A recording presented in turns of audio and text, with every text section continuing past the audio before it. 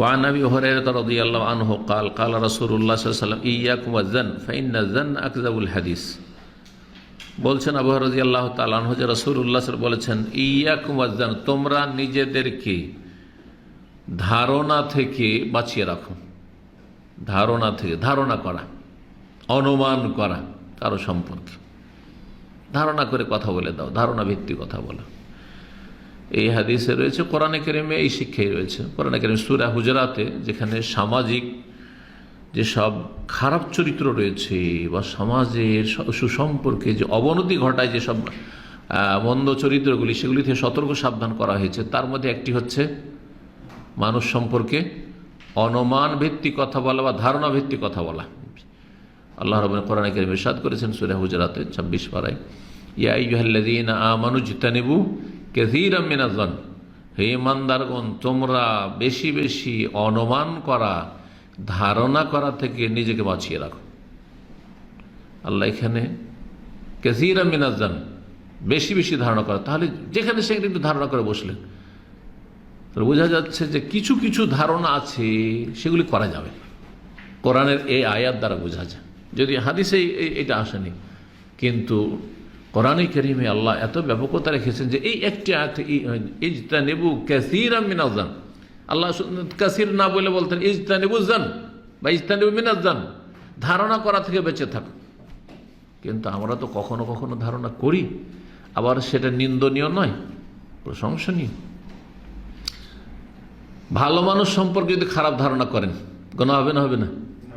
আপনি জানছেন যে ভালো মানুষ, কেউ একটু কিছু বললো যে না ও সমস্যা আছে, ও নারীদের সাথে চেটিং করে, ফট করে বিশ্বাস করে নিলেন, এইটা হারাম, এটা হারাম। বোঝা গেছে? যার সম্পর্কে নেগেটিভ পজিটিভ কিছুই জানেন না, তার মধ্যে খারাপ দোষ আছে, তার চরিত্র খারাপ, বিগত তার কোনো রেকর্ড নেই, তার মানে আসল হচ্ছে সেই ব্যক্তি ভালো মুসলিম, সহিহ আকীদার আমাদের ভাই, মুসলিম ভাই, 5 ওয়াক্ত নামাজ পড়ে লোকটি, আর তার সম্পর্কে নেগেটিভ কিছু এখন পর্যন্ত জানেন না, কোনো খারাপ জায়গায় সন্দেহের জায়গায় দেখেনও নি, কখনো দেখা যায়নি তাকে। আর তার সম্পর্কে একটা সংবাদ আসলো, হুট করে বিশ্বাস করে নেবেন বা ধারণা করে নেবেন না। এই ক্ষেত্রে ওই সূরাতে আল্লাহ শিখিয়েছেন, ইয়া আইয়ুহাল্লাযীনা আমানু ইন জাআকুম ফাসিকুন বিনাবাইন, কোনো অজ্ঞাত পরিচয় ব্যক্তি ওইরকম ইমানদার লোক নয়, আছে সাধারণ লোক, একটা লোক এসে কোন একটা সংবাদ দিল, আপনার বন্ধু মহলে কেউ আছে যাকে আপনি এই মানে রোগগুলি কিন্তু আমাদের সমাজে আছে, একজনকে আপনি আপনার কলিগ হিসাবে, বন্ধু হিসাবে অথবা দিনী ভাই হিসাবে 10 বছর থেকে চেনেন, 10 বছরের রেকর্ডে তার সম্পর্কে নেগেটিভ কিছু জানা নেই, আর 1 মিনিট বা 5 মিনিট আপনাকে কেউ তার বিরুদ্ধে গীবত করলো, খারাপ বলল, তাতে 10 বছরের রেকর্ড সবকে চূর্ণ বিচূর্ণ করে এটাই বিশ্বাস করলেন। এই বোকামিটা কিন্তু অনেকের মধ্যে আছে, এইটা হচ্ছে ত্রুটি। আপনি 10 বছরে চিনতে পারলেন, আর 5 মিনিট আপনি ওকে খারাপ চিনে নিলেন, 10 বছরের রেকর্ড তাকে ভালো হিসাবে আপনি জানলেন না, আর আপনি 5 মিনিট ওর সম্পর্কে নেগেটিভ ধারণা করে নিলেন, এইটা জায়েজ নয়। কোন অপরিচিত লোক, পরিচিত, এমনি পরিচিত, মুখ পরিচিত, কিন্তু তার ঈমান তাকওয়া সম্পর্কে আপনার জানা নেই, বললো যে আরে অমুক খারাপ, যে কোনো খারাপ দোষ হোক না কেন, বিশ্বাস করে নেবেন। আল্লাহ বলছেন না, ফাতাবাইয়ানু, তদন্ত করো, তদন্ত করতে বলেছে। কথাটা একটু ভালো করে দেখো, আপনার স্ত্রী জানছেন আপনার স্ত্রীর সাথে কতদিন চলছেন, আর কেউ কারোর সাথে হতে পারে কোনো বিদ্বেষ আছে, ক্ষতি করতে চায়, আপনার জীবনে পারিবারিক জীবনে অশান্তি নিয়ে আসতে চায়, আপনার ভাবি হোক, আপনার পাশের প্রতিবেশী হোক, কোনো মহিলা, কোনো পুরুষ, অথবা আপনার মাই, অনেক সময় মায়ের সাথে কোনো দ্বন্দ্ব হয়েছে, এখন ওই ঈমান ওই তাকওয়া নেই যে আল্লাহর কাছে ফেসে যাবে মিথ্যা কথা বলে, কঠিন শাস্তি হবে, না এই বউকে তাড়াবো, তাহলে কি করে, ছেলেকে টেলিফোন কর, না তোমার স্ত্রী ভালো না, তোমার স্ত্রী দেখছি যে খুব খারাপ, গভীর রাতে সে দীর্ঘক্ষণ ধরে কল করে, আর বিশ্বাস করি না, সাথে সাথে টেলিফোন উঠিয়ে তালাক তালাক তালাক। আপনার মতন বেকুব কেউ আছে? 10 বছরে আপনার স্ত্রীকে চিনতে পারলেন না, ভালো না মন্দ, আর আপনি একটা কথাতে বিশ্বাস করে গেলেন, কেন? তদন্ত করতে হবে না? অবশ্যই তদন্ত করতে হবে, এইগুলো নিষেধ, এইরকম ধারণা নিষেধ। কিন্তু যাকে খারাপ জায়গায় দেখবেন, দেখছেন একটা বেগানা মহিলার সাথে ও রিক্সায় যাচ্ছে, বেগানা মহিলার সাথে সিনেমা হলে যায়, পার্কে ঘুরে বেড়াচ্ছে, হ্যাঁ লুকিয়ে লুকিয়ে দেখছেন কথা বলছে, পাড়ের জমি থেকে এই দিক থেকে একটা ছেলে, ওই দিক থেকে একটা মেয়ে বেরিয়ে আসছে, কি ব্যাপার? তাহলে অবশ্যই ধারণা করা যাবে। আর খারাপ চরিত্রের লোক জানা আছে, তার রেকর্ড খারাপ আগের, অবশ্যই ধারণা করা যাবে। এই বিষয়গুলি জানতে হবে যে কখন খারাপ ধারণা করা কারো সম্পর্কে জায়েজ আর কখন জায়েজ নয়। অত্যন্ত জরুরি বিষয়গুলি। দিনের যে কত জ্ঞানের প্রয়োজন রয়েছে, এই জ্ঞান না থাকার কারণে ঢালাওভাবে ভালো মানুষ সম্পর্কে আমরা হুট করে খারাপ ধারণা করে বসি। খারাপ মানুষকে আমরা ফেরেশতা বানিয়ে দিই, কারণ তার সম্পর্কে আমার ধারণা ভালো আছে, সেই জন্য আবেগই তার সাথে একটা আমার আগে থেকে ভালো সম্পর্ক আছে, সেই জন্য না, মোটেই না। তো এখন ফিরে আসি হাদিস যদি, ইয়াকুম ওয়াজ্জান, তোমরা নিজেকে বাঁচিয়ে রাখো কি থেকে?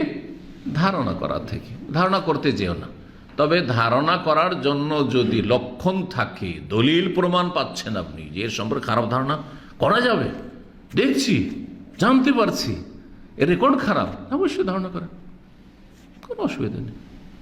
এই জন্য আল্লাহ ইজতানিবু কাসীরাম মিনাজ জান, বেশি ধারণা থেকে বেঁচে থাকবে। বেশিরভাগ জায়গায় ধারণা করতে গিয়ে মানুষ ভুল করে, ধারণা করে বসে ভালো মানুষ সম্পর্কে বা সাধারণ আসলে কিছু খুঁজে পাওয়া যায় না, তখন এমনি ধারণা করার বিষয় আছে। ফাইন্না যান্না আকযাবুল হাদিস, কারণ ধারণা করা হচ্ছে চরম মিথ্যা কথা, কারণ অধিকাংশ ধারণাগুলি মিথ্যার উপর নির্ভরশীল।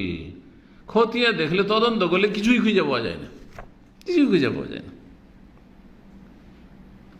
বুখারী মুসলিমের হাদিস। এই হাদিসে ধারণা করা থেকে সাবধান করা হয়েছে। বলছেন যে ওয়াল মুহাজ্জার মিন হুয়া মা কানা বিল মুসলিম আল্লাযী যাহিরুল আদাল। আমি যে কথাগুলি বললাম ওই কথাটা ইঙ্গিত করছেন যে যেই ব্যক্তি সম্পর্কে বা যেই শ্রেণীর মানুষ সম্পর্কে ধারণা করতে নিষেধ করা হচ্ছে, ইয়াকুম জান, ধারণা করা থেকে সাবধান, এমন মুসলিম ব্যক্তি যার বাহ্যিক দেখছো যে বাহ্যিক সেই ব্যক্তি ভালো মানুষ, তার বাহ্যিক কোনো দোষ দেখছি না, তার বিগত কোনো খারাপ রেকর্ড নেই, বুঝা গেছে না? জি হ্যাঁ। কিন্তু আপনি চোখের সামনে দেখছেন, অথবা কয়েকজন ইমানদার লোক দেখে এসে বলছে যে ওকে দেখলাম একটা মেয়ের সাথে লুকিয়ে লুকিয়ে গল্প করছে, জি, বেশ কিছু প্রমাণ পাওয়া যাচ্ছে, তাহলে তখন আলাদা কথা। বলছেন যে ফাইন্না হাযা লা ইয়াজুজ জান্নাসু, এই মন্দ ধারণা করা, খারাপ ধারণা জায়েজ নয় এমন মুসলিম সম্পর্কে জাহিরুল আদালা, যার বাহ্যিক অবস্থা হচ্ছে ভিতরের মালিক আল্লাহ, আপনাকে আমাকে দায়িত্ব দেওয়া হয়নি, বাহ্যিক তার সম্পর্কে আমাদের কাছে কোনো ব্যাড রিপোর্ট নেই আর আমাদের কাছে কোনো দলিল প্রমাণ নেই।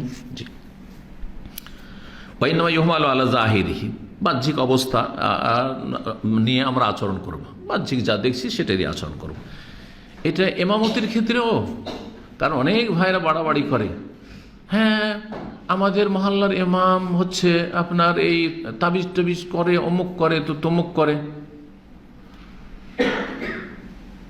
বা অমুক মজহাবের হ্যাঁ তবলিগপন্থী, কথা বোঝা গেছে, তার পিছনে নামাজ হবে কি না?